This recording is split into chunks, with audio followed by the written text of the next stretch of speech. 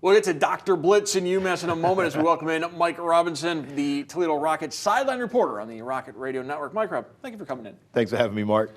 Let's talk first about Northern Illinois. We talked about this last week. The Huskies seemingly have the Rockets' numbers. You never know what's going to happen in those games. And going into the fourth quarter, Toledo in control. Huskies put on a comeback, and it came down to the final seconds. You know what? Every team comes out the gates, and they play Toledo really strong. And I think they understand that. You just got to run the ball, get a little bit lucky, and make some big plays and just hang around. Don't let the Rockets really find a groove. And teams just, for whatever reason, we can't just put them away. And you got to give all the credit in the world to NIU because they fought literally down to the last play.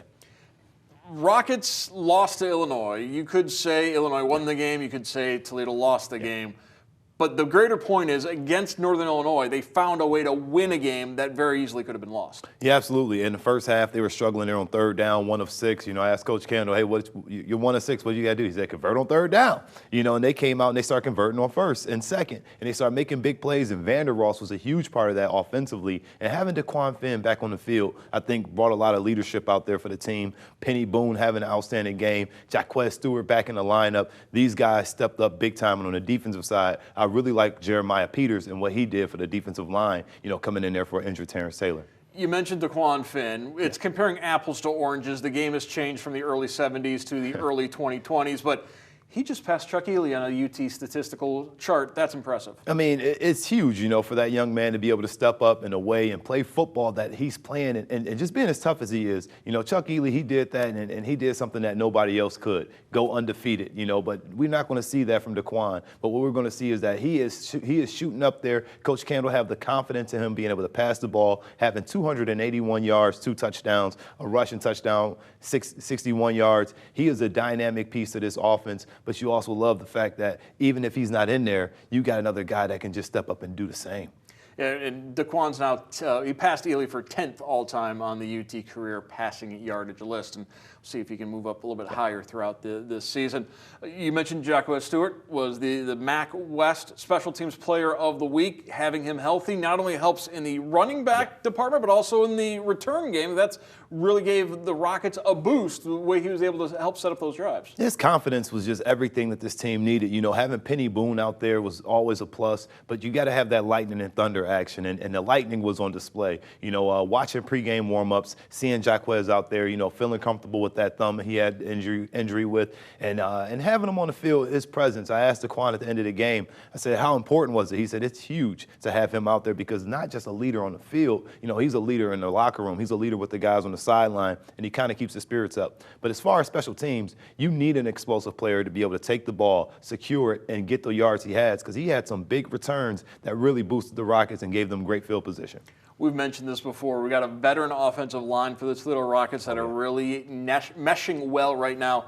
They're going to be tested Saturday against Don Brown, Dr. Blitz, UMass's head coach, former Michigan defensive coordinator. He loves to blitz from any place on the field at any down, any distance, so the Rockets are going to have to be very careful about that on Saturday. Oh, absolutely. And when you look at the two coaching styles, Vince Carey's style of defense is very similar to Don Brown's style of defense, and they like to blitz, they like to send pressure, and they like to mix things up. I don't think the Rockets are going to have too much issues with that because they understand that the blitz is coming. They've played against Illinois, Northern Illinois, and everybody who's going to throw the kitchen sink at them from here on out. So picking it up with the veteran offensive line, having Devin Rogers with the experience he has up in the middle, and then Tyler Long, he's been doing a fantastic job. And the right tackle, Wagugu, this kid has been outstanding. I love watching him on the sideline because his leadership and his toughness that he brings to the O-line, everybody feeds off of it because he is just as aggressive in the pass game as he is in the run.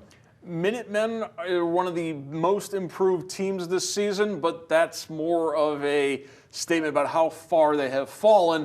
That Don Brown's, they're not back to respectable yet, but at least now they're being competitive in games. They're starting off games hot. They're getting points. They're finding a way to get on the board. But more importantly, is they got to find a way to get some stops. They got to be able to stop the other team. And so they're going to lean on their defense and try to find ways to slow down this Rocket football team. Now, the Toledo should not come into Amherst thinking this is a pushover because not one game for the rest of the season is going to be a pushover. Everyone's going to throw their best shots at you. And for the Rockets, they got to find a way to just honestly trust themselves of executing and really just putting teams away. So at the Minutemans, they're going to try to get the ball to the outside, to the edge. They got a running back that runs, he's got over 500 yards. So they're going to press the run game, probably run some jumbo things that we saw in Northern Illinois and try to take the clock away from Toledo. So defensively, they're going to really have to pile things up and really get off the field.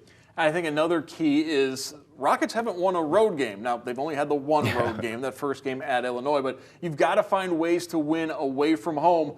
I think UMass is a good way to learn that lesson this week. Oh, absolutely. You go out here, last time the Rockets played there a couple years back, they went out in dominating fashion, had a lot of good yards. Brian Koback did really well. Bryce Mitchell had some nice plays there. And this is a good time for them to come out and learn how to control the crowd, get out there. You know, their band is fantastic. They got one of the best bands in the land. And their football team is trying to match that, match that band status.